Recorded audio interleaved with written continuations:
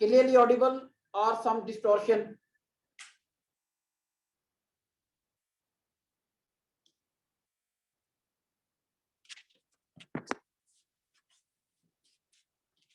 Let me know whether I am clearly audible or there is some distortion.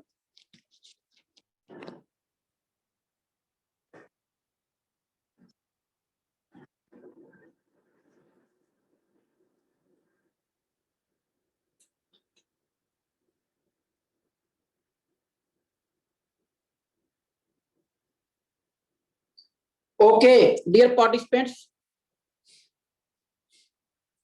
are you ready for the test which I asked you to ask all of you that you would have to be tested tomorrow?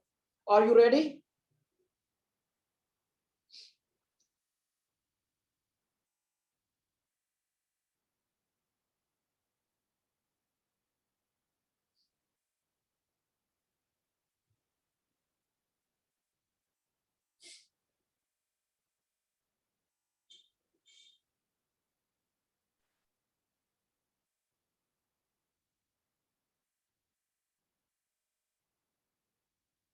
The participants?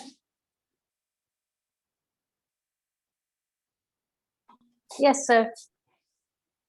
Okay. Now, अब मैं इंशाल्लाह by name जो है ना पूछूंगा आपसे, ठीक है?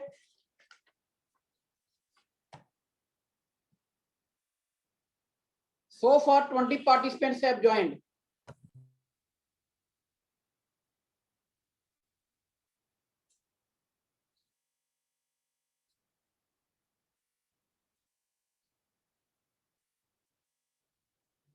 Naveed Rana sahab, are you hearing me?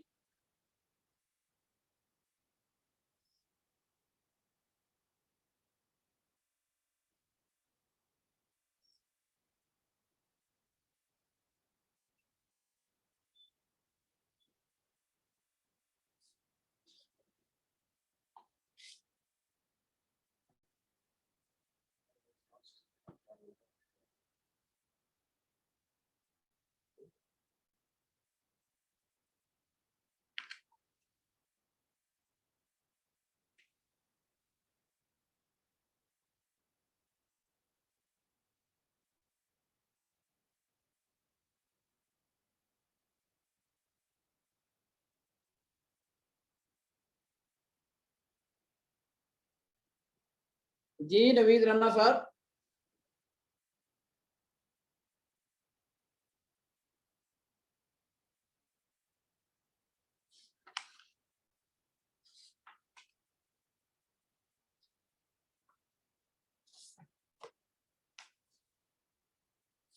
मुझे लगता है कि आप तमाम जो है ना टेस्ट देने के मूड में नहीं हैं।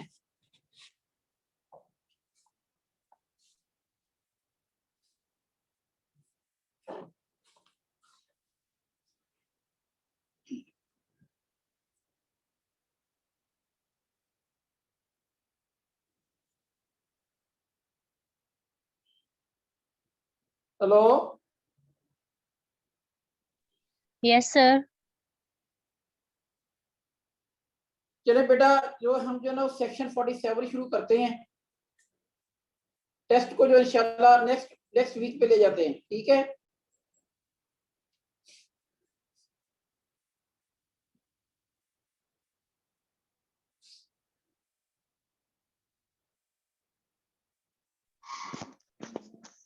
सर आज क्विज क्यों नहीं हो रहा?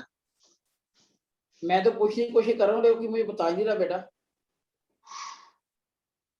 सर आपने बोला था मैं मैंने नाम वो जो है ना से... वो ये आवाज किसको नहीं आ रही? सर हमें तो आ रही है, मुझे आ रही है। सर आपकी आवाज बिल्कुल ठीक है। आवाज क्लियर है ना? जी सर। चले चले बेटा, आज जो है ना वो नेक्स्ट में चैप्टर आज इंशाल्लाह खत्म करना है, लंबा चैप्टर है, तो let the test would be held next week इंशाल्लाह। This chapter is about liquidation and arbitration. When registrar knows after inquiry, after audit and inspection that this society must be wound up, then for the purpose of winding up the society, registrar appoint someone as a liquidator. Question which needs to be understood in section 47 is why that liquidator is appointed under what section? Then your answer should be liquidator is appointed under section 47. जब registrar साहब ये feel करते हैं inquiry, inspection और audit के बाद कि इस सोसाइटी को क्यों ना वाइंड अप कर दिया जाए, तो फिर वाइंड अप करने के लिए एक लॉ में एक प्रोसीजर दिया गया है। वो प्रोसीजर जो है ना, सबसे पहले ये होता है कि लिक्विडेटर को अपॉइंट करते हैं। लिक्विडेटर को जो अपॉइंट किया जाता है, इसको दो तरीकाकार है इसको अपॉइंट करने के। एक तो ये है कि 2/3 जो सोसाइटी के मेंबर हैं वो ये भी कह दें कि सोसाइटी को वाइंड अप कर दिया जाए, तो फिर रजिस्ट्रार जो है वो एक ऐसे शख्स को लिक्विडेटर अपॉइंट कर देगा जो सोसाइटी की फर्दर जो है ना वो कार्रवाई करेगा। अब सोसाइटी की जो कमेटी है वो खत्म हो जाएगी और सोसाइटी जो है ना एक लिक्विडेटर के कंट्रोल में चली जाएगी।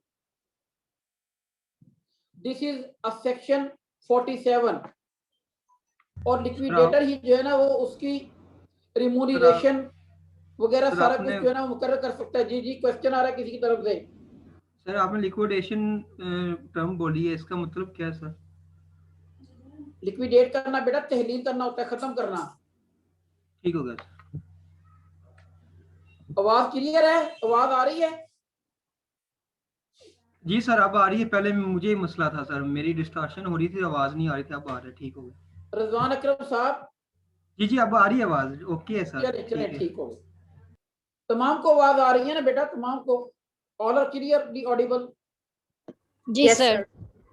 ओके, मैंने अभी डिस्कस किया है कि बेटा सेक्शन 47 मैंने इसमें यह बात बताई है कि जब रजिस्ट्रार साहब फील करते हैं कि इस सोसाइटी को बंद कर दिया जाए, सोसाइटी तहलील कर दी जाए, ऐसा रजिस्ट्रार साहब क्यों करते हैं? उसके डिफरेंट रीजन है। ऑडिट में पता चलता है कि सोसाइटी में जो ना घपले बहुत ज्यादा हो गए हैं, अब सोसाइटी नहीं चलाई जा सकती, या इस तरह रजिस्ट्रार साहब को इंक्वायरी के जरिए पता चलता है, या रजिस्ट्रार साहब को इंस्पेक्शन के जरिए पता चलता है। और मजीद ये कि सोसाइटी के 2/3 मेंबर भी ये बात चाहते हैं कि सोसाइटी को खत्म कर दिया जाए, तो फिर रजिस्ट्रार साहब जो है वो एक डायरेक्शन जारी करते हैं जिसमें किसी भी शख्स को लिक्विडेटर जो है ना वो अपॉइंट किया जाता है। अब जो लिक्विडेटर होता है वो सोसाइटी का कंट्रोल अपने पास ले आता है, सोसाइटी की मैनेजिंग कमेटी खत्म कर दी जाती है, लिक्विडेटर अपॉइंट हो जाता है, तमाम एसेट्स लायबिलिटीज वगैरह लिक्विडेटर को ट्रांसफर हो जाती हैं। लिक्विडेटर की जो पावर्स हैं उनका जिक्र सेक्शन 50 में किया गया है, लेकिन अपॉइंटमेंट जो है ना ये सेक्शन 47 में है। Now the section 47 is clear? I think it should B. Sir ये सोसाइटी का मेंबर भी हो सकता है लिक्विडेटर जो आपने बोला है? नहीं, लिक्विडेटर आमतौर पर मेंबर नहीं होता। लिक्विडेटर जो है ना वो सोसाइटी, वो आमतौर पर डिपार्टमेंट के जो फंक्शनरीज हैं, जो गवर्नमेंट सर्वेंट हैं कोऑपरेटिव डिपार्टमेंट के, तो वही जो है ना वो अपॉइंट कर, उन्हीं को किसी ऑफिसर को, किसी ऑफिशियल को जो है ना लिक्विडेटर अपॉइंट किया जाता है। आप असिस्टेंट रजिस्ट्रार होंगे, आप यू विल बी रजिस्ट्रार, तो being registrar you will appoint some of your subordinate inspector or sub-inspector as a liquidator when you feel that the certain society should be wound up. अब जो liquidator है वो appoint कर दिया जाता है section 47 के तहत। क्लियर हो गया बात बेटा? Section 47 is clear now? Yes sir.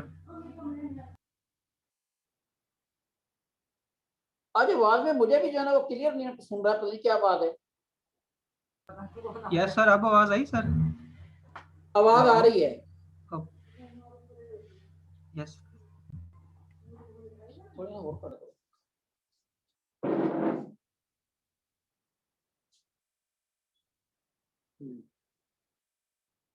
बस ठीक है। चले जी, सेक्शन 48।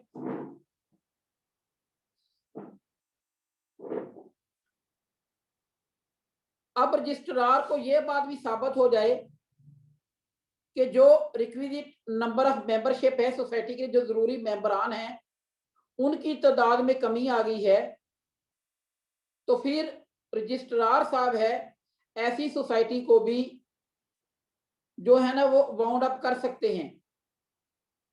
और सोसाइटी ने 2 साल तक काम भी शुरू नहीं किया तो ऐसी सोसाइटी को भी वाउंड अप किया जा सकता है। यह सेक्शन 48।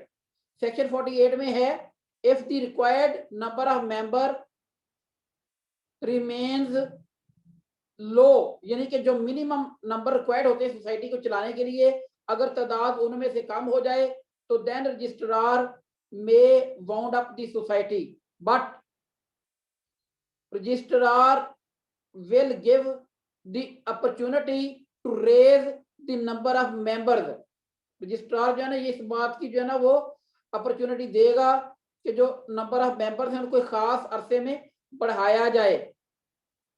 ठीक है, अगर नंबर ऑफ मेंबर्स नहीं बढ़ते तो फिर रजिस्ट्रार साहब जो है ना ऐसी सोसाइटी को वाउंड कर देंगे, उसको खत्म कर देंगे। दूसरी बात ये होती है कि सोसाइटी ने अपना काम भी शुरू नहीं किया इस एक्ट के तहत अभी तक। हाउसिंग सोसाइटी है फॉर एग्जांपल, वो बनी है, उसको कहा जाता है कि आप 1 साल के अंदर अंदर अपना काम शुरू कर दें।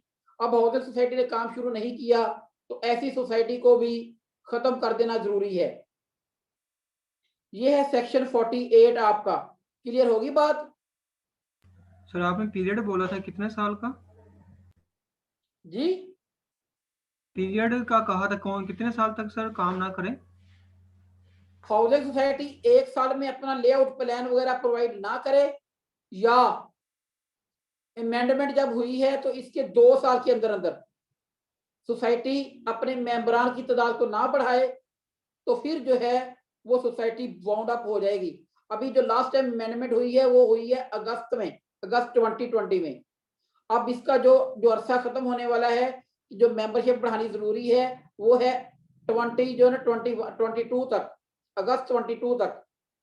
उससे पहले पहले जो है ना वो मेंबरशिप को बढ़ाना जरूरी है। जहां पे सोसाइटी में मेंबरान की तादाद कम है, फॉर एग्जांपल प्रोड्यूसर सोसाइटी में जहां पे जो है ना मेंबरान अगर 48 रह गए हैं तो 2 मेंबर जो है ना उसमें लाजमन पूरे करने होंगे। Otherwise after the year 2022 this that society would be liquidated with the order of the registrar, because it is incumbent upon the members that they should raise the number of members within the 2 years from the latest amendment which taken place in August 2020। Clear? Question है तो पूछे बेटा।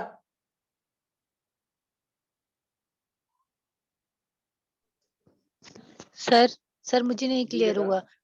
Sir मुझे नहीं कैसे clear बेटा हुआ क्या? आपने सर मैं आपको बताती सेक्शन हूँ नहीं सर। क्लियर हुआ? 48 नहीं सर, आप मेरी बात सुने ना, मुझे ये समझ आई है कि सेक्शन 48 हमें ये बताता है कि अगर जो रिक्वायर्ड मेंबर्स हैं ना उनकी जो तादाद है ना वो कम हो जाती है तो रजिस्ट्रार उसको या तो सोसाइटी को वाइंड अप कर सकता है या फिर जो मेंबर की तादाद है उसको इंक्रीज करवा सकता है। दूसरा ये है कि 2 साल में अगर किसी सोसाइटी का काम शुरू नहीं होता तो ऐसी सोसाइटी को भी वाइंड अप कर दिया जाएगा। सर आपने हाँ, तीसरी यही क्या बात। तो सर आपने तीसरी क्या बात बताई है, वो अमेंडमेंट वाली, वो मुझे समझ नहीं आई नहीं, सर, मैंने क्योंकि कहा था ये कि जब, मेरी बात सुनिए, ये जो लास्ट टाइम जो जी सेक्शन जी अमेंड हुआ है ना, जो लेटेस्ट अमेंडमेंट हुई है, ये हुई है अगस्त 2020 में। ठीक है, सर जो अंडर तो सेक्शन 7 सोसाइटी, में हुई थी। जी 2000 ये 2020 में अगस्त 2020। ठीक सर है, जो सेक्शन 7 में इन्होंने अमेंडमेंट की थी कि वो जो तादाद इन्होंने बढ़ाई थी मेंबर्स की। कुछ बढ़ाई है कुछ कम की है, ठीक है ना। जो ठीक है। रिसोर्स सोसाइटी है उनकी तादाद पहले 30 थी, उसको कम करके 10 कर दी। ठीक होगी बात। जी सर। जो हाउसिंग सोसाइटी है उसमें पहले तादाद 50 थी, अब बढ़ा के 100 कर दी। जी सर बिल्कुल। अब उनको कहा गया है कि आप 2 साल के अरसे के दौरान अपनी मेंबरशिप को बढ़ाएं। अगर मतलब आप 2 साल के अरसे में मेंबरशिप को नहीं बढ़ाएंगे तो under the law, under section 48, your society would be liquidated. आपकी सोसाइटी लिक्विडेट हो जाएगी। ठीक है सर, समझ आ सर। मतलब 48 है तो वो 50 करें, और अगर 88 हाँ है तो फिर वो जी, अपने। अच्छा सर, हाँ आप समझ बिल्कुल। आ गए। Thank you sir. अच्छा, तमाम को समझ आ गई है बेटा? All are clear? जी सर। Yes, sir. चलें बेटा, सेक्शन है 48A। ये बेसिकली हाउसिंग सोसाइटी के लिए स्पेशल है कि अगर कोई सोसाइटी जो है अपने डेवलपमेंट शेड्यूल के मुताबिक प्लॉट की अलॉटमेंट और कंप्लीट डेवलपमेंट करने में नाकाम रहती है तो रजिस्ट्रार ऑर्डर देगा कि ऐसी सोसाइटी को बाउंड कर दिया जाए। इसमें टाइम लिमिट नहीं है। ठीक है, अगर सोसाइटी ने जमीन ही नहीं खरीदी अभी तक, लोगों से पैसे इकट्ठे कर लिए हैं, आप आए रोज अखबार में स्कैंडल पढ़ते नहीं है कि सोसाइटी ने जो है ना वो लोगों से पैसे ले लिए हैं, पैसे लेने के बाद लेकिन जमीन कहीं भी नहीं है। ठीक है, तो ये एक ऐसा वेपन रजिस्ट्रार को प्रोवाइड किया गया है। अगर रजिस्ट्रार ये फील करता है कि किसी सोसाइटी ने अपना लेआउट प्लान, मास्टर प्लान वगैरह तो बना लिया है, लेकिन प्लान बनाने के साथ साथ जमीन खरीदी नहीं, लोगों से पैसे इकट्ठे कर लिए हैं, तो ऐसी सोसाइटी भी खत्म समझी जाएगी। रजिस्ट्रार उसको किसी भी टाइम जो है ना एक मौका जरूर देगा उनको, according to natural justice, law of nature, उनको सुनेगा। सुनने के बाद जो है ना फिर ऐसी सोसाइटी को बाउंड अप कर देगा रजिस्ट्रार। ये section 48A। This section is typically about housing societies, for those housing societies which remains fail for the allotment of plots and complete development। समझ आ गई बात की? दो बातें हैं बेटा इसमें। ये जो सेक्शन 48A है ये टिपिकली है ही हाउसिंग सोसाइटीज के लिए। उन्हें कहा गया है, उनकी इंतजामिया को कहा जाता है कि आप जो है ना जल्दी जल्दी अपनी जो है ना वो डेवलपमेंट को कंप्लीट करें, तमाम लोगों को प्लॉट की अलॉटमेंट करें। अगर आप एक खास अरसा मुकर्रर कर दिया जाता है, अरसा is not mention, time is not mention, लेकिन अगर आप जो है ना ऐसा काम नहीं करेंगे तो फिर कहा जाता है कि आप लोगों के पैसे विद प्रॉफिट रेट वापस करें, और दूसरी बात सोसाइटी आपकी खत्म। ये जो ना वो फिर उसकी सोसाइटी को वाइंड अप कर दिया जाता है। क्लियर होगी बात? सेक्शन 48A क्लियर है ना बेटा? यस सर, क्लियर है। जी बेटा। आगे section 49, this is very important section because this section is about the cancellation of registration. ऐसी सोसाइटी जिसके लिए लिक्विडेटर अपॉइंट कर दिया गया हो और लिक्विडेटर ने अपनी 2 माह के अंदर अंदर एक रिपोर्ट पेश करनी होती है। जब वो रिपोर्ट आती है तो रिपोर्ट के खिलाफ जो है वो 2 माह के अरसे में अपील की जा सकती है सेक्रेटरी साहब को। अगर 2 माह का अरसा गुजर जाए तो फिर रजिस्ट्रार साहब जो हैं वो कैंसिलेशन के ऑर्डर जारी कर देंगे और सोसाइटी जो है ना वो डिसॉल्व समझी जाएगी। जिस दिन वो ऑर्डर पास हो जाएंगे उस दिन ऑर्डर से सोसाइटी खत्म। सोसाइटी जो है ना अंडर सेक्शन 49 खत्म कर दी जाएगी, उसका जो है ना वो सर्टिफिकेट जारी कर दिया जाएगा। समझ आ गई है बात की? लेकिन फिर भी याद रखें कि लिक्विडेटर की जो ऑर्डर होते हैं, लिक्विडेटर की जो रिपोर्ट आती है उसके खिलाफ सोसाइटी की कमेटी को हक हासिल है कि वो जो है ना वो सेक्रेटरी साहब के पास अपील में चले जाएं 2 माह के अरसे में। अगर वो अपील में चले जाते हैं तो सेक्रेटरी साहब अगेंस्ट भी ऑर्डर कर सकते हैं कि सोसाइटी को चलने दिया जाए। ठीक है, वरना 2 माह गुजरने के बाद अगर उन्होंने अपील नहीं की तो रजिस्ट्रार साहब एक ऑर्डर पास करते हैं। उस ऑर्डर के जरिए सेक्रेटरी की जो सोसाइटी है उसकी रजिस्ट्रेशन कैंसिल कर दी जाती है। समझ आ गई है बात बेटा? कोई क्वेश्चन है तो मुझे बताइएगा। Clear sir. जी समझ आ गई है? जी सर। सर लिक्विडेटर को 2 माह के अंदर रिपोर्ट सबमिट करवानी होती है। जी बेटा, 2 माह में लिक्विडेटर रिपोर्ट सबमिट करवानी होती है। लॉ तो यही कहता है, प्रैक्टिस जरा डिफरेंट है, वो मैंने सर कल और भी इसके आपको बात खिलाफ बताई 2 माह के अंदर अंदर ही मेंबर जो सोसाइटी के हैं वो एक्शन ले सकते हैं। थी। जब बेटा जब रिपोर्ट आ जाती है ना, मेरी बात सुन, जब लिक्विडेटर की रिपोर्ट आती है ना, तो रिपोर्ट जो है ना वो मैनेजिंग कमेटी को भी प्रोवाइड की जाती है, ठीक है। तो फिर मैनेजिंग कमेटी को मौका दिया जाता है ताकि वो जो विद इन 2 मंथ, 2 माह तक कोई ऑर्डर नहीं पास किए जाते, फिर 2 माह तक उनको मौका दिया जाता है ताकि वो अगर वो अपील करना चाहें तो वो अपील कर दें, ठीक है। जब वो अपील का टाइम गुजर जाएगा तो फिर उसके बाद जो है ना वो अपील का टाइम गुजरने के बाद no they don't have any other chance, अब उनके पास कोई चांस नहीं होता। No registrar will liquidate the society, will cancel the society, and registrar will issue a certificate which would be conclusive proof that the society has been cancelled or its registration has been declared set aside, इसकी registration खत्म कर दी गई है। समझ आ गई है बात की बेटा? जी सर, थैंक यू। चले, अब है सेक्शन 49A, ये सेक्शन भी नया इंसर्ट किया गया था 2020 की अमेंडमेंट में, 2020 की जो अमेंडमेंट हुई है उसमें ये सेक्शन जो है नया आया है। इस सेक्शन में ये बात रजिस्ट्रार के ऊपर एक जिम्मेदारी लगा दी गई है कि वो लिक्विडेशन रिपोर्ट को भी संभाल के रखेगा, ठीक है, और कैंसिलेशन ऑर्डर को भी, कितने अरसे के लिए? 5 साल के लिए। 5 साल के लिए उस सोसाइटी की लिक्विडेशन रिपोर्ट को अपने पास संभाल के रखेगा। और एक और अजाफी जिम्मेदारी जो है ना वो सेक्रेटरी जो सोसाइटी है उसके सेक्रेटरी पर है, लेकिन इसके ऊपर जो है ना वो हमारे थोड़े से तहफुजात भी थे कि जो है ना ये यहाँ पे जो है ना ये थोड़ी सी अमेंडमेंट जो है ना वो जरा हुई है खराब। उसकी वजह ये है कि अगर एक सोसाइटी खत्म हो गई है, उसकी रजिस्ट्रेशन खत्म हो गई है, तो उसका जो सेक्रेटरी है वो क्यों कार्ड को संभाल के रखेगा? ताहम उसको भी पाबंद कर दिया गया है कि वो 5 साल तक जो है ना वो ऐसे रिकॉर्ड को संभाल के रखे, या वो जो रिकॉर्ड है वो रजिस्ट्रार की तहवील में रहेगा, और रजिस्ट्रार 5 साल गुजरने तक ऐसे रिकॉर्ड को डिस्पोज ऑफ नहीं कर सकता, याद रखें। क्लियर? ये सेक्शन 49A है।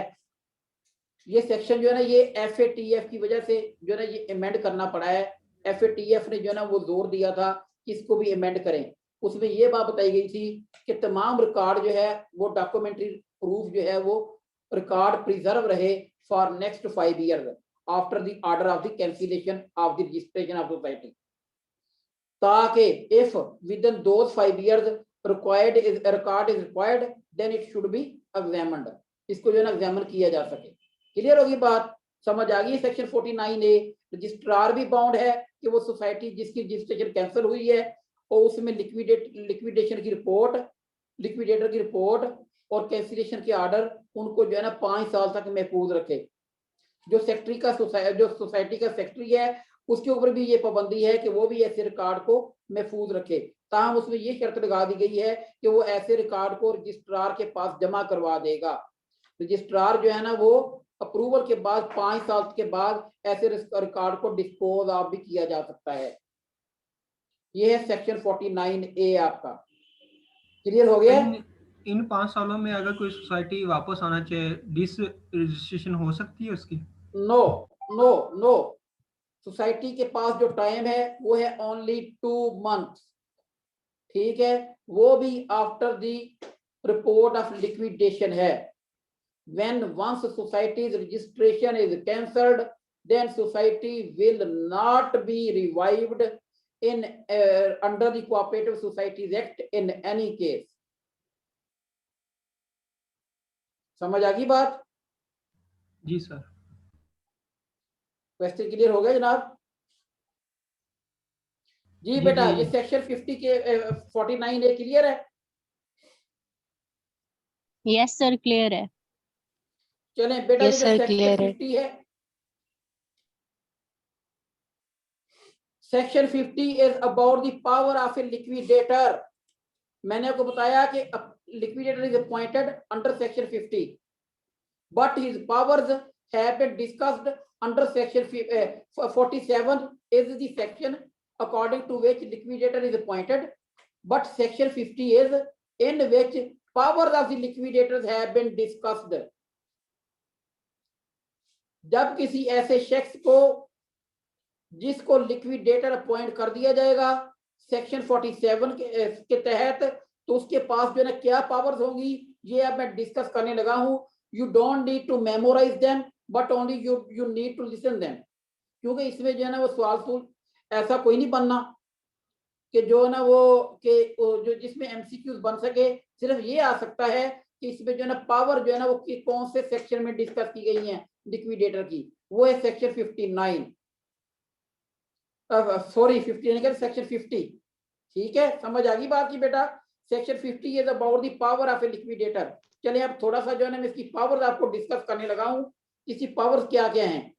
जो लिक्विडेटर होता है, देखिए मैंने आपको बताया था कि तमाम रिकॉर्ड, तमाम एसेट्स, तमाम लाइबिलिटीज वो लिक्विडेटर की तहवील में चली जाती हैं. क्लियर. अब लिक्विडेटर क्या कर सकता है. देखिए सोसाइटी के पास ना, सोसाइटी के साथ कई लोगों ने मुआहदा जात किए होते हैं, उन्होंने अपनी पेमेंट लेनी होती है या सोसाइटी को पेमेंट देनी होती है. तो लिक्विडेटर तमाम ऐसा काम जो है ना वो कर सकता है जिसकी जो साबका मैनेजिंग कमेटी है वो जिम्मेदार थी. लिक्विडेटर जो है ना पैसे वसूल भी कर सकता है, सोसाइटी के नाम के ऊपर पैसे अदा भी कर सकता है. क्लियर होगी बात. कोई मुआहदा कर भी सकता है, किसी अदालत में जो है ना वो दावा भी दायर कर सकता है और उसके खिलाफ दावा हो भी सकता है. वो सेक्शन 59 आगे आएगा, उसके तहत जो है ना वो एरियर की रिकवरी भी कर सकता है. ठीक है. और किसी ऐसे मामले को, जिस मामले को समझे कि ऐसे मामले को हल किया जाए, उसको आर्बिट्रेशन के लिए रेफर भी कर सकता है टू द रजिस्ट्रार. वो तमाम, अगर कोई सोसाइटी के खिलाफ दावा है या सोसाइटी के मेंबरान कोई दावा रखते हैं, तो ऐसे तमाम दावा जात को वो इन्वेस्टिगेट भी कर सकता है. तो वो ये भी कह सकता है किस शख्स को कितने पैसे अदा करने हैं और कितनी अमाउंट अदा करनी है, ये भी उसी के ऊपर है. ये उसकी जो है ना पावर्स हैं लंबी चौड़ी, जो मैंने आपसे डिस्कस की हैं सेक्शन 50 में. समझ आ गई है बात की बेटा कि सेक्शन जो है ना वो 50 is about the powers of liquidator. Liquidator है multiple power. Sir managing committee के भी इख्तियारात, जी बेटा, मैनेजिंग कमेटी के भी इख्तियारात तो सारे उसके पास आ जाएंगे. जी जी. जब मैंने आपको बता दिया कि लिक्विडेटर पॉइंट हो गया तो तमाम के तमाम इख्तियारात लिक्विडेटर को ट्रांसफर हो जाएंगे. क्लियर. जी सर. Yes sir, clear. वो कौन कौन सी पावर्स हैं. Once again I am going to repeat those power. First, he can pay और he can receive the amount from any person who has some business with the society. Clear. He can ask all the creditors and all the debtors what they owe to the society, what they borrowed from the society. उनसे भी कह सकता है कि आपने जो society से लिया है या सोसाइटी को दिया है उसका हिसाब किताब दें. वो लीगल जो है मुकदमा जात अदालतों में जो होते हैं सोसाइटी के खिलाफ, वो मुकदमा जात की पैरवी भी कर सकता है, मुकदमा जात खुद कर भी सकता है. वो सोसाइटी के किसी तनाज़े को रेफर कर सकता है आर्बिट्रेशन के लिए. आगे आर्बिट्रेशन आएगा. वो तमाम, अगर कोई बंदा दावा करे कि जनाब मैंने सोसाइटी से ये क्लेम मेरा सोसाइटी ने देना है, तो ऐसे तमाम मामले को वो इन्वेस्टिगेट भी कर सकता है. वो ये भी कह सकता है किस शख्स को कितनी अमाउंट देनी है और किससे कितनी अमाउंट वसूल करनी है. वो सोसाइटी के लिए कोई भी ऐसा कारोबार जो सोसाइटी को के उस टाइम के अखराजात को पूरा करने के लिए जरूरी हो, तो वो भी वो सर अंजाम दे सकता है. फॉर एग्जाम्पल, अगर एग्रीकल्चर की सोसाइटी है और वो वाउंड अप हो गई है, जो गंदम वगैरह है, जो फसल आ गई है, उसकी जो है ना वो अमाउंट इकट्ठी करके उसे जो वापस प्रोविंशियल कोऑपरेटिव बैंक में जमा भी करवा सकता है, और जो है ना वो जिसने कर्जा जात लिए हुए हैं उससे कर्जा वसूल कर सकता है, ये तमाम अख्तियारात उसको मिल जाते हैं। वो सेक्शन 59 की कार्रवाई के लिए भी कलेक्टर से कह सकता है कि जनाब आप इसे एरिया रिकवर करें। I think I made all of you clear about this section. Sir If you आपने feel some आर्बिट्रेशन का जी। लफ्ज इस्तेमाल करा, आर्बिट्रेशन सर इसका क्या मतलब? आगे सेक्शन 54 में आएगा, जरा थोड़ा सा वेट कीजिए। सर आपसे एक सवाल था। जी बेटा। जी सर आपने ना सेक्शन 48 में डिस्कस किया है कि अगर कोई भी सोसाइटी मतलब डेवलपमेंट प्रोग्राम में फेल हो जाती है और वो कोई भी मतलब जमीन खरीदने में नाकाम रहती है, तो जो लोगों से उसने पैसे लिया है ना, वो प्रॉफिट समेत लोगों को वापस करेगी। आपने ऐसे बताया था ना? ठीक है। तो सर आपने पिछले एक सेक्शन में बताया था कि कोई भी सोसाइटी 10 साल के अरसे से पहले किसी के साथ प्रॉफिट शेयर नहीं कर सकती। तो फिर ये हाँ, सर दो बात। हाँ, अब यहाँ पे आप कहें कि तदाद आ गया, तदाद नहीं आया बेटा। वो ये है कि सोसाइटी चल रही है, वो ठीक सोसाइटी है सर। विच, ठीक ठीक है, विच इज ठीक इन वर्किंग कंडीशन। सर जो और सोसाइटी द वर्किंग सोसाइटी, हाँ, which has not so far commenced it's business, जिसे तो अभी काम ही शुरू नहीं किया या जो फेल हो गई है अपना काम शुरू करने में, ऐसी सोसाइटी को क्यों ना खत्म कर दिया जाए। और उससे जो सर लोगों से पैसे वसूल किए हैं, अमानतें वसूल की हैं, तो फिर जिम्मेदारी होती है ना कि उसको प्रॉफिट समेत वापस करे। तो सर अगर देखे ना प्रॉफिट समेत अगर वो प्रॉफिट देने में नाकाम रहती है, तो फिर इसके लिए कोई आगे उनके ऊपर मतलब लीगल कार्रवाई ये भी होगी? सेक्शन मैंने आप अभी आगे बताया कि लिक्विडेटर के पास इख्तियारात है कि वो सेक्शन 59 की कार्रवाई करवा सकता है। कलेक्टर से ठीक कह है सकते सर। हैं कि रिकवरी करें। ठीक है सर, ठीक है, okay sir, thank you. Clear होगी बात? जी सर, क्लियर हो गई। चलें जी, किसी और को भी कोई डाउट है तो वो क्वेश्चन करे अपना।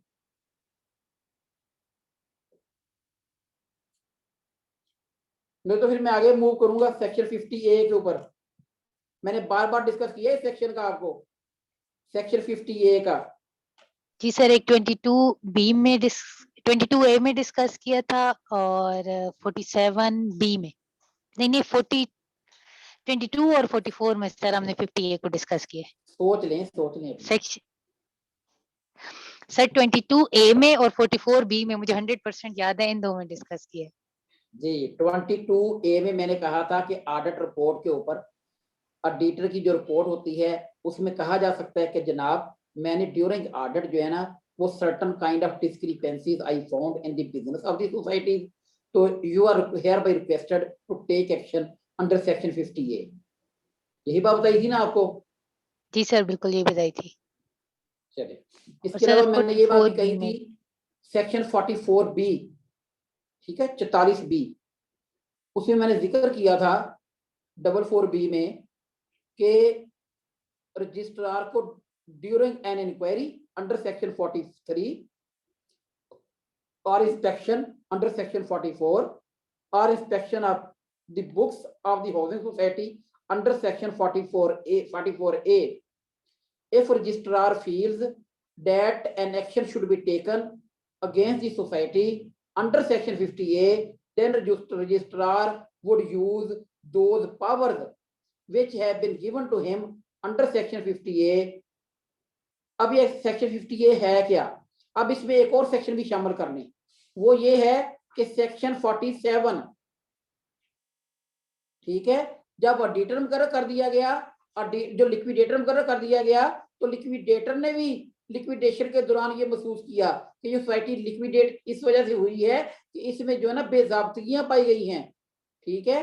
अब लिक्विडेटर की रिपोर्ट भी आ जाती है, वो आ जाती है सेक्शन 47 के तहत, ठीक है। तो लिक्विडेटर की जो रिपोर्ट है वो भी इसमें शामिल कर लें। 4 मैंने सेक्शन बता दिए, 5, 22A, 43, 44, 44A एंड 47। समझ आ गई बात की? ये 5 सेक्शन बेटा मैंने आपको बता दिए हैं, क्लियर। और एक और सेक्शन भी इसमें शामिल करना पड़ेगा, वो है 44D। कौन कौन से सेक्शन है? Anyone amongst all of you would revive which I have discussed 2020 now yet, please? 22A, 43, जी 44, 44A, 44D, 47। बिल्कुल ठीक। 22A, 43, 44, 44A 44D 44D 47 47, ठीक है। ये सेक्शन याद करें कि जब इनकी रिपोर्टें बनती हैं तो फिर रजिस्ट्रार साहब जो है ना वो सेक्शन 50A की कार्रवाई कर सकते हैं। वो सेक्शन 50A की कार्रवाई क्या है? वो ये कार्रवाई है कि रजिस्ट्रार साहब असेसमेंट ऑफ डैमेजेस कर सकते हैं कि जिसने सोसाइटी को नुकसान पहुंचाया है उसके खिलाफ लाइबिलिटी फिक्स कर सकते हैं, ठीक है। और ऐसे शख्स को जिम्मेदार ठहराते हुए उसके अगेंस्ट जिम्मेदारी फिक्स कर सकते हैं। और दूसरी बात, ऐसे शख्स के खिलाफ को जो है, जो हमारा जो पीनल कोड है उसके तहत भी कार्रवाई होगी। यानी जिस शख्स ने फ्रॉड किया है, अब उसे दो काम, रजिस्ट्रार साहब दो काम करेंगे। पहली बात तो ये करेंगे इसने कितना नुकसान पहुंचाया सोसाइटी को, वो नुकसान ये पूरा करेगा। और दूसरी बात, उसका फ्रॉड करना एक जुर्म है, उस जुर्म के तहत भी इसको जो है ना वो पाकिस्तान पीनल कोड के तहत उसके खिलाफ कार्रवाई की जाएगी। समझ आ गई बात? ये है section 50A। This is the first judicial power given to the registrar. ये जुडिशियल पावर है। Here registrar is called a civil court. आप जब असिस्टेंट रजिस्ट्रार सिलेक्ट हो जाएंगे तो your designation would be assistant registrar collector and with the powers of a civil court, assistant registrar बाख्तियारात collector व civil court, ये आपका पूरा डेजिग्नेशन होगा। सर प्लीज आप 50A इसके बाद रिपीट कर सकते हैं कि इन सब की रिपोर्ट्स के बाद क्या? सर मुझे आवाज नहीं क्लियर आ रही थी। बेटा मैंने ये डिस्कस किया था कि जो मैंने आपको सेक्शन बताया ना 20, जिस तरह मैंने अभी रिजवान अकरम साहब ने इसको रिपीट किया है कि सेक्शन 22A 43, 44, 44A 47, ठीक है, 44D बीच में, ठीक है। इन तमाम की जब रिपोर्ट बन जाती है तो फिर रजिस्ट्रार साहब असेसमेंट ऑफ डैमेजेस करते हैं, यानी कि जिसने सोसाइटी को जितना नुकसान पहुंचाया है उसकी रिस्पॉन्सिबिलिटी फिक्स करते हैं, लाइबिलिटी फिक्स करते हैं। खा वो कोई मेंबर हो, खा वो कोई ऑफिसर हो, खा वो कोई एजेंट हो, what ever capacity he has, उसकी जो भी कैपेसिटी है सोसाइटी के साथ, तो ऐसे शख्स के खिलाफ जो है ना वो कार्रवाई होती है। क्या कार्रवाई होती है? पहली बात तो ये है उसे जो नुकसान पहुंचाया है वो नुकसान को की तलाफी करने का जिम्मेदार होगा।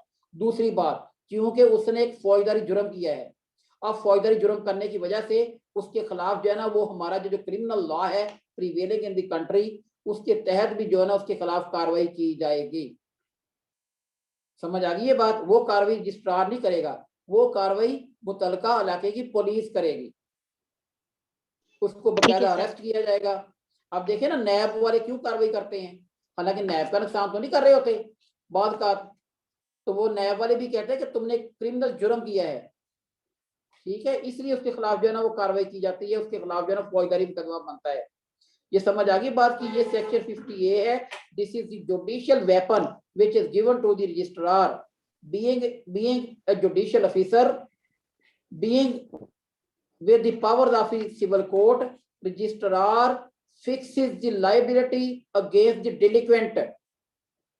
जो डिलिक्वेंट होते हैं, जो प्रमोटर्स होते हैं, जो मेंबर हो सकता है, वो कोई ऑफिसर हो सकता है, कोई ऑफिशियल हो सकता है, कोई एजेंट हो सकता है, whatever the capacity he has, if he has done some wrong, some criminal activity, some breach of trust, some misappropriation, some embezzlement, then registrar would definitely fix the liability against him, and similarly he would also be prosecuted under criminal law prevailing in the country। समझ आ गई है बात की? Clear? Yes sir clear, problem thank you है sir. तो मुझे बताइएगा, you. किसी को कुछ प्रॉब्लम है तो मुझे बताइएगा ताकि उसका मसला भी हल किया जाए। नो सर कोई प्रॉब्लम नहीं है। जी क्लियर? जी सर। आज ना आपकी आवाज भी सुस्त है तमाम की, क्या ख्याल है? कुछ मुझे भी आवाज कम ही आ रही है आज। लगता है नेट का इशू बन रहा है, वेदर खराब है ना, मौसम आंधी आ रही है बाहर। आप कौन से इलाके से बात कर रहे हैं रज़वान अकरम साहब? मैं पाक वतन से। अच्छा अच्छा। चलें जी, सेक्शन 51 है बेटा, सेक्शन 50A पता चल गया ना। अब बार बार सेक्शन 50A के बारे में जो कोई एम्बिग्युइटी है तो अभी बता दें, ताकि No, मैं sir, नेक्स्ट clear है। प्रोसीड करने से पहले आपको इसके बारे में क्लियर कर ही दूं। This section No, in cooperative law is known as preventive and curative। मैंने दो लफ्ज बोले हैं अभी, ये प्रिवेंटिव भी है और क्यूरेटिव भी है। प्रिवेंटिव इसलिए है ये लोगों को डराता है कि आपने ऐसे काम नहीं करने। क्यूरेटिव इसलिए है कि अगर किसी ने ऐसी मिस्टेक कर ली है तो सबसे पहली बात उसको जो है ना कहा जाता है कि नुकसान पूरा करो भाई। दूसरी बात ये है कि उसको कहा जाता है कि चलो आप जो है ना क्रिमिनल जो फौजदारी मुकदमा है उसके लिए तैयारी करो। ये दो चीजें जो है ना इस सेक्शन में, सेक्शन 50A में। क्लियर होगी बात?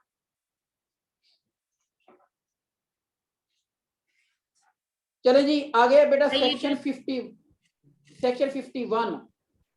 सर ये जो दो वर्ड्स बोले हैं मुझे उसकी समझ नहीं आई, काइंडली दोबारा से बोल दें। चले बेटा, ये तो मैंने आपको वैसे ही बता दिए हैं, बहरहाल फिर जो है ना वो मैं रिवाइज कर देता हूँ। आपको जो है ना इसकी वो जरूरत नहीं है, लेकिन सुन लें। मैंने आपको बताया कि जो सेक्शन है, सेक्शन जो 50A है, this section is known in cooperative department as a preventive and curative.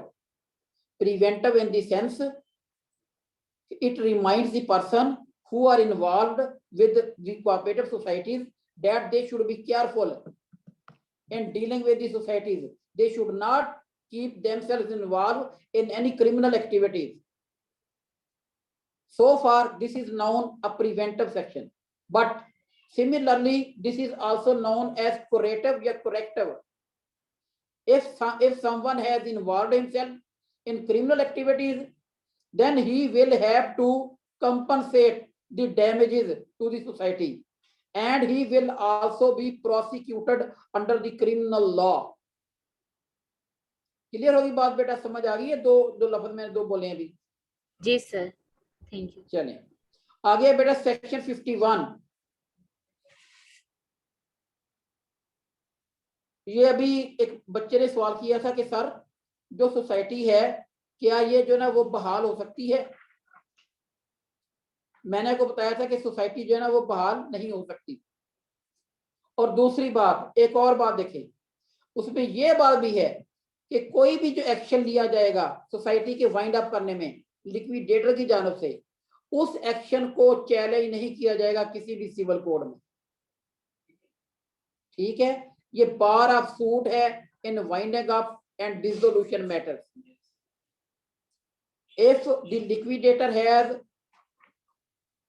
requested the registrar to cancellate the society and registrar on the report of the liquidator cancel the society, then his orders would not be challenged in any civil court। उसके जो ना जो orders हैं उनको challenge नहीं किया जा सकेगा। और जो वाइंड अप आपके दौरान लिक्विडेटर ने जो भी मेजर्स वगैरह लिए हैं, ऐसे इख्तियारात को भी चैलेंज नहीं किया जा सकेगा किसी भी सिविल कोड में। इसको हम कहते हैं bar of suit in winding up and dissolution matters. This is discussed in section 51। Clear?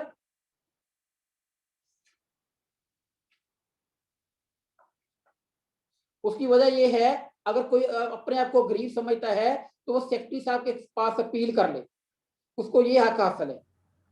Yes sir, यही क्वेश्चन मैंने पूछना था कि अगर वो 1 माह के अंदर अपील कर दे, हाँ, फिर सर वो सेक्रेटरी साहब उसके ऑर्डर को अपहेल्ड भी रख सकते हैं और सेट असाइड भी कर सकते हैं।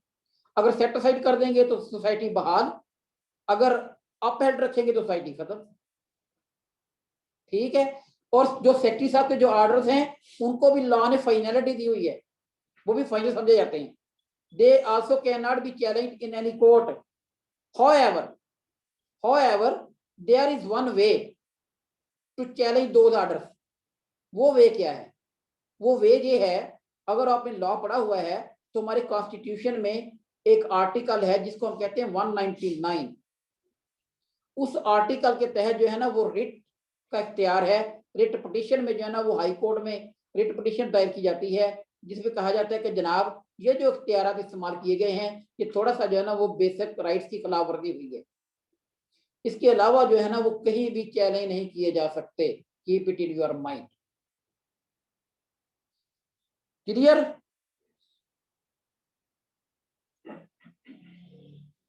Yes, sir. चले चले ठीक है बेटा। आगे बेटा है सेक्शन 52। अगर आप जहां पे फील करें ना कि सर इतना ज्यादा हो गया है, तो जो है ना वो कि सर आप इतना ही काफी है, तो फिर मुझे बता दीजिएगा, क्योंकि ये चैप्टर जो है ना थोड़ा सा लेंथी भी है और डिफिकल्ट भी है। पूरे कोऑपरेटिव लॉ में this is the most important chapter. 43 से लेकर, जो कल हमने इंक्वायरी वगैरह पढ़ाई थी आपको, इंक्वायरी से लेकर आगे जितने भी सेक्शन है, they are very much important. They are frequently used in our department. आगे है बेटा section 52। Section 52 is about the disposal of surplus assets. मैंने आपको बताया था ना, सोसाइटी जो है जब लिक्विडेटर अपॉइंट कर दिया जाता है, तो तमाम लाइबिलिटीज और तमाम एसेट्स वो तमाम के तमाम लिक्विडेटर को जो मुंतकिल हो जाते हैं। ठीक है, लिक्विडेटर के पास जो है ना वो तमाम इख्तियारात आ जाते हैं। अब लिक्विडेटर क्या करता है? लिक्विडेटर सबसे पहले उस लाइबिलिटीज को जो है ना क्लियर करना होता है। अगर लाइबिलिटी क्लियर हो जाए, तो लाइबिलिटी क्लियर होने के बाद भी एसेट सरप्लस हो, यानी कि एसेट ज्यादा हो, लाइबिलिटी कम हो, और लाइबिलिटी सारी पे कर दी जाए, एसेट सोसाइटीज के बच गए हैं, तो क्या करेगा? उन जो एसेट्स हैं, उन एसेट्स को वो इस पर्पज के लिए जो है ना वो there are different purpose. Number 1, वो जो एसेट्स हैं can be used for public utility और लोकल और कम्युनल इंटरेस्ट। नंबर 2, वो चैरिटेबल एंडोमेंट एक्ट में इस्तेमाल होते हैं। नंबर 3, वो किसी भी प्रोविंशियल कोऑपरेटिव इंस्टीट्यूट को अतिया किए जा सकते हैं। ये 3 वे हैं। Clear? If you don't clear, once again I am going to repeat it. This section is 52.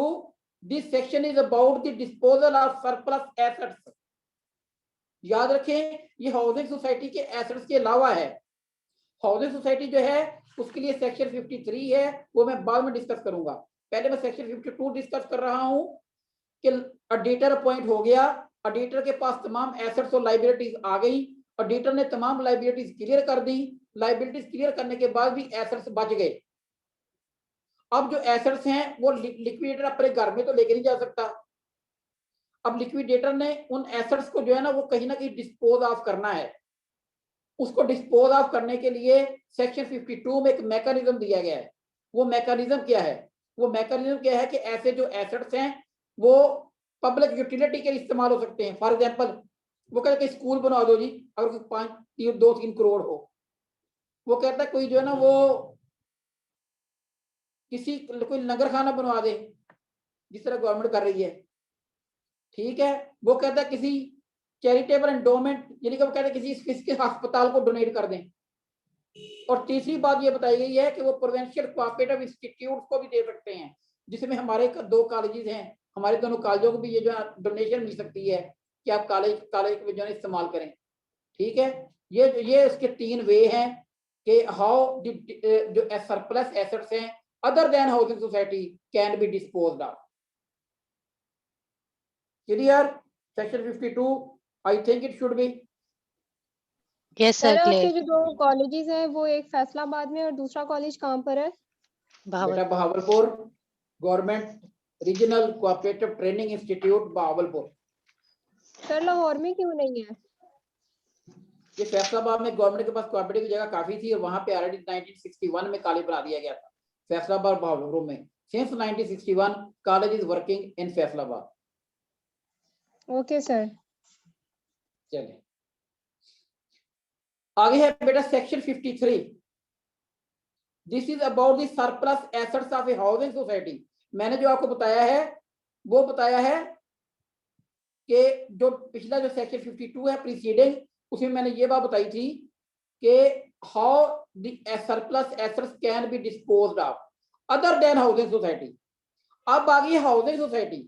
Housing society में क्या होता है? हाउसिंग सोसाइटी में ये सूरत हाल नहीं है हाउसिंग सोसाइटी में लिक्विडेटर के साथ साथ 2 बंदे और अपॉइंट कर दिए जाते हैं, यानी कि 3 बंदों की कमेटी बना दी जाती है। कितने बंदे आ जाते हैं इसमें? 3। उसमें लिक्विडेटर अकेला भी हो सकता है, लेकिन इसमें जो है ना वो 3 आ जाते हैं सेक्शन 53 में। अब उन्होंने जो है ना वो डिस्पोज ऑफ करना होता है, लेकिन करना उन्होंने वैसे ही है जिस तरह मैंने आपको पिछली जो 3 बातें बताई गई हैं उनमें जो है ना वो उसी के मुताबिक ही वो रखते हैं। रजिस्ट्रार के अकाउंट में भी जो है ना वो जमा करवा सकते हैं, या किसी दूसरी सोसाइटी को भी जो है ना वो दे सकते हैं। अगर सोसाइटी की जमीन कोई फालतू है तो ऐसी जमीन को जो है ना दूसरी हाउसिंग सोसाइटी को भी जो है ना वो दे सकते हैं। ये हाउसिंग सोसाइटी के लिए 3 बंदों की कमेटी बनती है, पीछे एक ही बंदा काफी है। अगर इसमें कोई सवाल आएगा तो वो ये आएगा कि जो हाउसिंग सोसाइटी है उसकी को उसके जो सरप्लस एसेट्स हैं उनको जो ना डिस्पोज ऑफ करने के लिए कितने मेंबर्स पर मुश्तमिल कमेटी बनाई जाती है। तो ऐसी जो है वो 3 मेंबर्स की कमेटी होती है। याद रखें, उनमें एक मेंबर जो है वो रजिस्ट्रार मुकर्रर करता है और एक मेंबर जो है वो मैनेजिंग कमेटी मुकर्रर करती है और तीसरा मेंबर जो है ना वो लिक्विडेटर होता है खुद। समझ आ गई बात की? अब 3 बंदों की मैंने कमेटी भी आपको बता दी है कि how the 3 persons can be appointed. First is from the registrar, second liquidator himself, third is person from the managing committee of the society. Managing committee जो है ना वो लिक्विडेटर अपॉइंट होने से पहले भी कह सकती, पहले बना सकती कि जनाब इस बंदे को हमने मुकर्रर कर दिया है कि अगर सरप्लस एसेट्स होंगे सोसाइटी के तो ये जो है ना शख्स इस मीटिंग में हिस्सा लेगा और वो डिस्पोज ऑफ करवाएगा। ये है सेक्शन 53। ठीक है? Yes, sir. अच्छा, नो बेटा another section sir also very. जी सर, जो लिक्विडेटर है वो भी तो रजिस्ट्रार ही अपॉइंट नहीं करता उसको? पॉइंट रजिस्ट्रार ही करता है, लेकिन वो रजिस्ट्रार किसमें लगा जिक्र कर देगा, एक और शख्स वो भी रजिस्ट्रार ही पॉइंट करेगा। अच्छा, ठीक। ठीक होगी बात? जी बेटा, अब ये दूसरा इंपॉर्टेंट सेक्शन है जिसके तहत हम being functionary of the government cooperative department we use judicial power. This section is arbitration, section 54। very much, very frequently used in our department। इसमें क्या बात है? सबसे पहली बात कि matter would be referred to the registrar for the purpose of arbitration. कौन सा मैटर होगा? वो मैटर होगा which belongs to the business of the society. आगे इसमें जो है ना वो 5 किस्म की पार्टीज डिस्कस की गई हैं कि ऐसा तनाज़े, ये जो आर्बिट्रेशन है याद रखें क्यों है बेटा। आर्बिट्रेशन इसलिए होती है, हम देखें अपने गांव में, अपने घरों में अगर कोई तनाज़ा पैदा हो जाए तो हम किसी ना किसी को सालिस मुकर्रर कर लेते हैं, ना सालिस मुकर्रर। वो इसलिए करते हैं ताकि हम थाने और कचहरियों से बच सकें और हमारा खर्चा भी ना हो। अगर आप कोर्ट में जाएंगे तो कोर्ट में जाने के लिए you will have to hire an advocate to plead your case before the court. Similarly, you will also have to pay the court fees. But in cooperative societies, if there is some dispute regarding the business of the society amongst the parties, then they can refer their dispute for the purpose of arbitration to the registrar। वो registrar को जनाब अपना दावा भेज सकते हैं कि जनाब हमारा दावा हल करें, हमारा जो तनाज़े पैदा हो गया है इस तनाज़े को हल करें। सोसाइटी में ऐसे तनाज़े आमतौर पर मिलते रहते हैं। एक बंदा कहता है कि जनाब मैं मेंबर बना, मुझे प्लॉट नहीं दिया गया। सोसाइटी की मैनेजिंग कमेटी कहती है कि नहीं जी, हमने जो प्लॉट है ना इसको दिया था, लेकिन जो है ना इसने जो है ना वो अपने ड्यूज हमें टाइम पे नहीं दिए, लिहाजा हमने इसका प्लॉट कैंसिल कर दिया। अब वो ऐसा शख्स जो है ना अगर वो अदालतों में जाएगा तो अदालतों में इसके लिए लंबे चौड़े ना इखराजात करने पड़ेंगे। तो ऐसे शख्स को इखराजात से बचाने के लिए एक ऐसा सेक्शन प्रोवाइड कर दिया गया है जिस सेक्शन को सेक्शन 54 आर्बिट्रेशन का नाम दिया गया है। ऐसा सर, जो इस शख्स सेशन है में वो, जी जी, सर इस सेशन में ये रजिस्ट्रार ही सालसी होगा फिर? मैं आगे आपको बताऊंगा कौन सालस होगा। आपने थोड़ा सा टू अर्ली आ गए हैं बेटा, ठीक है। अभी मैं इसको डिस्कस इन डिटेल डिस्कस करने लगा हूँ। जी सर, सिर्फ ठीक है, मैंने अभी ठीक आपको है। पार्टी भी नहीं मैंने अभी आपको बताई, ठीक है। पहले मैं आपको पार्टी बताऊंगा कि ये जो कौन कौन सी पार्टी हो सकती हैं जिनके मबैन तनाज़े पैदा हो सकता है। याद रखें, सोसाइटी के मेंबर्स के दरमियान तनाज़े पैदा हो सकता है, या सोसाइटी में एक तरफ मौजूदा मेंबर हो, दूसरी तरफ पास्ट मेंबर हो, उसके दरमियान तनाज़े पैदा हो सकता है। सोसाइटी के मेंबर और सोसाइटी की मैनेजिंग कमेटी के मबैन तनाज़े पैदा हो सकता है। तीसरी बात यह है कि सोसाइटी की मैनेजिंग कमेटी और उसके ऑफिसर के दरमियान तनाज़े पैदा हो सकता है। चौथी बात, देखिए ना, किसी भी ऑफिसर को यकदम तो निकाला नहीं जा सकता ना। अगर आपने किसी को किसी लॉ के तहत भर्ती किया है तो आप उसको यकदम तो सैक नहीं कर सकते, उसका कोई तनाज़ा पैदा हो सकता है। उस तनाज़े को जो है ना वो for the purpose of arbitration जो ना वो हल करवा सकता है। एक और बात कि सोसाइटी की कमेटी और मेंबरान के दरमियान तनाज़ा हो सकता है।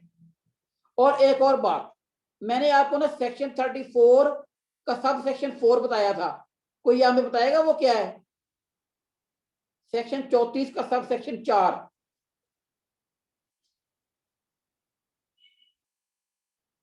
एक बॉडी बनाई जाती है सर मैनेजिंग कमेटी की। जी नहीं, जी नहीं, जी नहीं, जी नहीं, जरा दोबारा बताइए। Section 34 sir sub section non 4। Sir non sir member इसमें को कर्जा दे सकते हैं, सर आपने कहा था मतलब लोन दिया जा सकता है किसी भी नॉन मेंबर को, नॉन लेकिन मेंबर रजिस्ट्रार की ठीक, प्रायर परमिशन जो है वो रिक्वायर्ड होती है। बिल्कुल बिल्कुल, मैंने आपको बताया कि जो फाइनेंसिंग बैंक है, जैसे पंजाब प्रोविंशियल कोऑपरेटिव बैंक है, Punjab provincial cooperative bank can issue the loan to a non member, the person which is not a member of the cooperative society, ठीक है। अब ऐसा शख्स जो है उसको पंजाब प्रोविंशियल कोऑपरेटिव बैंक ने लोन दे दिया नॉन मेंबर को, वो गोल्ड पे लोन लेते हैं, ठीक है। इस तरह जो है ना वो प्रॉपर्टी मॉर्गेज करवा के लोन ले लेते हैं। अब उन्होंने लोन वापस नहीं किया तो कोऑपरेटिव जो बैंक है, how would recover that loan, what procedure would be adopted by the cooperative bank, ठीक है, टू रिकवर इट्स लोन। उसको अपना लोन रिकवर करने के लिए कौन सा तरीका कर इख्तियार करना होगा? कोऑपरेटिव के बैंक क्या करेगा? The cooperative bank would prepare the case and refer to the registrar for the purpose of arbitration. वो इस केस तैयार करेगा, क्या केस तैयार करके रजिस्ट्रार को रेफर कर देगा कि जनाब आप इसकी आर्बिट्रेशन करें, इस फलां बंदे ने हमसे जो है ना वो कर्जा लिया था, ये वो फलां शख्स है जो सेक्शन 34 सब सेक्शन 4 की कैटेगरी में आता है, लेकिन इसने जो है ना टाइम पे कर्जा पे नहीं किया, तो आप इसके खिलाफ जो है ना इसके केस को सुने और केस सुनने के खिलाफ इसके खिलाफ एक डिग्री जारी करें ताकि हम इससे अपनी अमाउंट जो है ना विद इंटरेस्ट इससे रिकवर कर सकें। समझ आ गई है बात की? Yes sir. In simple way, I am going to teach all of you what the Cooperative Society Act is, what is the cooperative department, what is its role, what was the cooperative movement.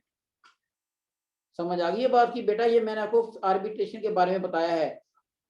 अच्छा जी, ये अनाम साहब से आया है कि sir पास करें,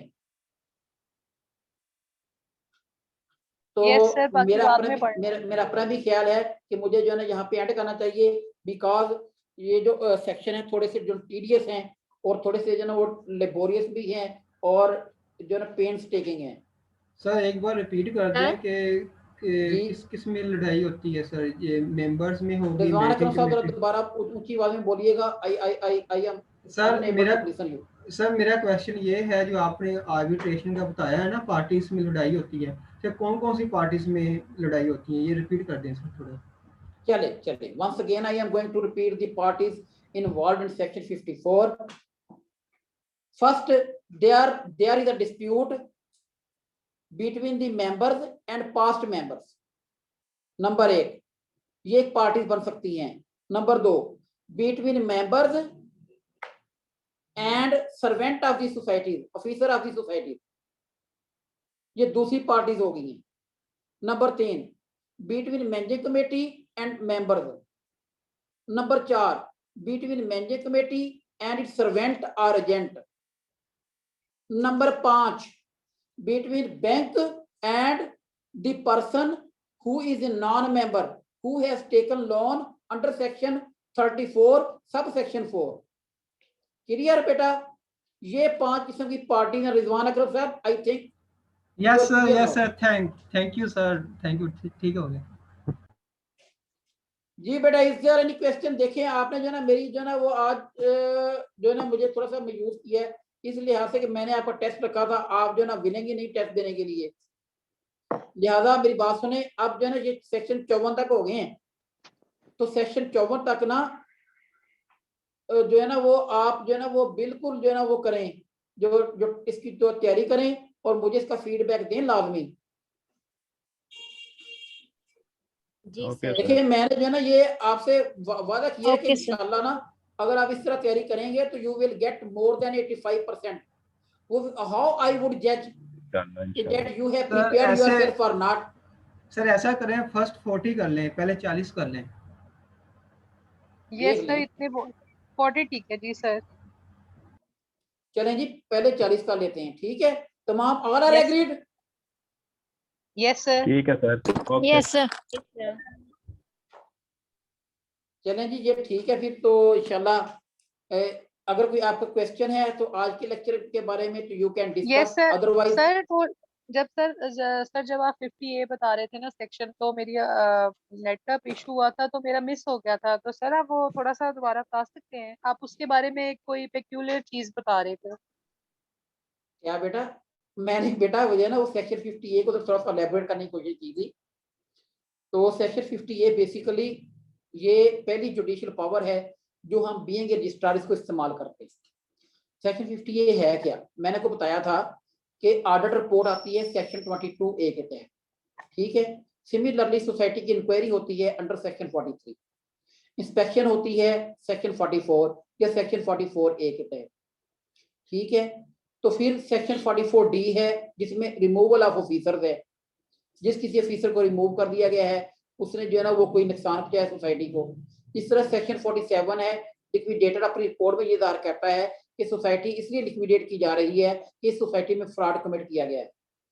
लिहाजा इन तमाम के ऊपर रजिस्ट्रार साहब को इख्तियार दिया गया है कि आप इन रिपोर्ट को मद्देनजर रखते हुए ऐसे शख्स के खिलाफ, ऐसे मेंबर के खिलाफ, ऐसे ऑफिसर के खिलाफ, एजेंट के खिलाफ, मैनेजिंग कमेटी के खिलाफ जो है ना कार्रवाई करें सेक्शन 50A की।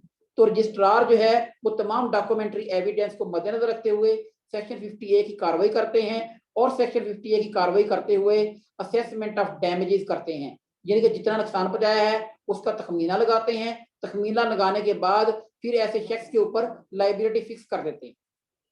अब जिसके ऊपर लाइबिलिटी फिक्स हो गई है उसने वो जिम्मेदारी तो पूरी करनी ही करनी है, वो नुकसान पूरा करना ही करना है।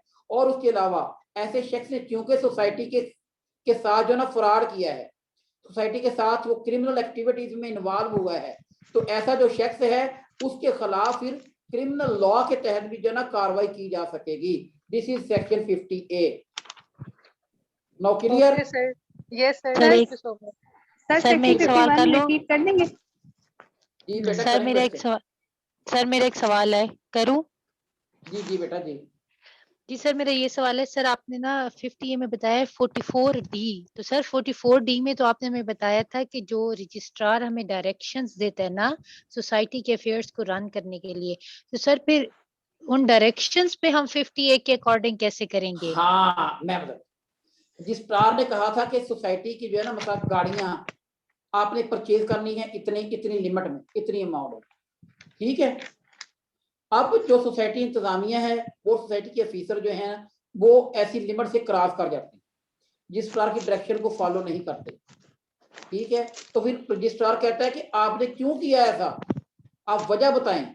अगर तो वजह जायज हो फिर तो ठीक है, अगर वजह जायज ना हो फिर समझा जाता है कि इन लोगों ने फ्रॉड कमिट किया है, ठीक है? सोसाइटी के साथ जो मिस अप्रोप्रिएशन की है, एम्बेजलमेंट की है, तो फिर ऐसे सिलसिले में भी जो है ना सूरत हाल में भी उनके खिलाफ 50A की कार्रवाई हो सकती है। क्लियर होगी सर बात वो, बेटा? जी सर, ये क्लियर हो गई। तो फिर सर 44B में भी तो ये फ्रॉड के बारे में बात की गई है। हाँ 44 उसमें लहदा से बात की गई है, लेकिन जो लाइबिलिटी फिक्स करनी है ना वो इसी में करनी है। ठीक है सर, वहाँ आप तो सिर्फ समझा। जिक्र है, लाइबिलिटी ठीक फिक्स है इसी सर। में होनी है। ठीक होगी ठीक है बात। Sir, thank you sir. और किसी सर को सेक्शन क्वेश्चन हो तो 51 बेटा बताइएगा। सर सेक्शन 51 रिपीट कर देंगे काइंडली। जी जी क्यों नहीं बेटा, सेक्शन 51 51 सर। सेक्शन सर बेटा सेक्शन 51 ये है कि देखो लिक्विडेटर की जो रिपोर्ट होती है उसको चैलेंज नहीं किया जा सकता किसी भी सिविल कोड में, बस इतनी सी बात है। यानी कि उसमें जो है ना बार ऑफ जुरिस्डिक्शन है, bar of suit in winding up and dissolution matters, ये टाइटल है सेक्शन 51 का। यानी कि लिक्विडेटर की रिपोर्ट को, कैंसिलेशन के ऑर्डर को किसी भी कोर्ट सिविल कोड में चैलेंज नहीं किया जा सकता। ओके सर, थैंक यू, आ गई समझ। चलेगी जी बेटा, फिर I am going to leave other if you don't have any question.